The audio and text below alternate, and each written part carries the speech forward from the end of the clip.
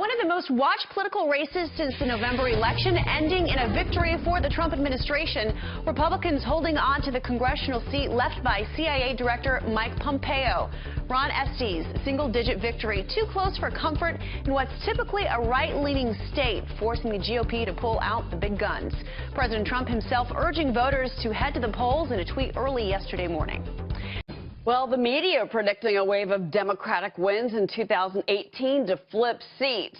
But they may now be, well, on hold after a Montana GOP candidate accused of assault still wins by 6 points. Well, there's also a special election to fill a rare open seat in Congress for the 34th District, which runs from Highland Park to Koreatown to Boyle Heights. And as you can see, Assemblyman Jimmy Gomez just defeated attorney Robert Lee Ahn with 60% of the vote. This is a Fox News alert. The most expensive House race in history is ending with the Republican winning. Karen Handel is now projected to win Georgia's special election to fill the House seat vacated by HHS Secretary Tom Price, beating Democrat John Ossoff. National Democrats had high hopes for this race as a referendum on the Trump presidency. Steve Harrigan is live at Handel headquarters in Atlanta. Good evening, Steve. Brett, the excitement here has been building throughout the night. We saw the Republican a few minutes ago, Karen Handel, coming out before this crowd and saying she wanted to dot the I's, cross the T's before she made any announcement. We expect her in a few minutes' time. She made it clear throughout this campaign it was not a national referendum on Donald Trump, but a lot of her supporters here, when you talk to them, they say otherwise, that this is about President Trump. Brett, back to you. You'll see remarks here live. Now back to Hannity. $1 million.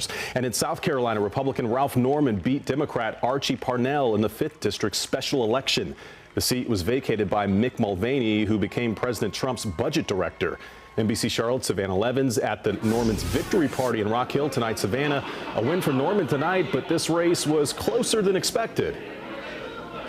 Yes, it certainly was, and you can see things have really cleared out here now, but it was a packed house earlier, standing room only, and lots of people holding their breath as Ralph Norman barely edged out his Democratic opponent, Archie Parnell. Less than 3,000 votes at the end of the day separated the two. We want to update you now on the race for Utah's 3rd congressional district in a special election to replace Republican Jason Chaffetz. Now, Provo Mayor and fellow Republican John Curtis has been declared the winner in this one. Here's the scorecard. Curtis wins, going away with 59% of the vote. That's more than double the amount of Democrat Dr. Kathy Allen, who received 26%.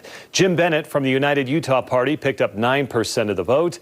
Good evening. We're coming on with the latest in the Alabama special Senate election. NBC News reports Democrat Doug Jones is the apparent winner over Republican Roy Moore. It's a stunning upset for Jones, who appears to be the first Democrat Alabama has elected to the U.S. Senate in 25 years. Moore in recent weeks was hit with allegations of sexual misconduct involving teenage girls. This is a live picture now of Doug Jones at his headquarters in Birmingham. The write-in votes, we should note, will be counted next Tuesday.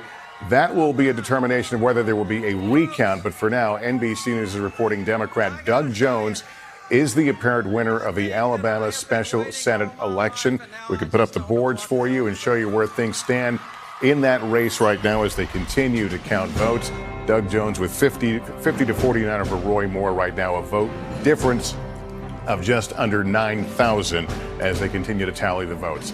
We'll continue to follow this. Stay tuned for your local news and much more tomorrow on Today. For now, I'm Lester Holt, NBC News, New York. Good evening.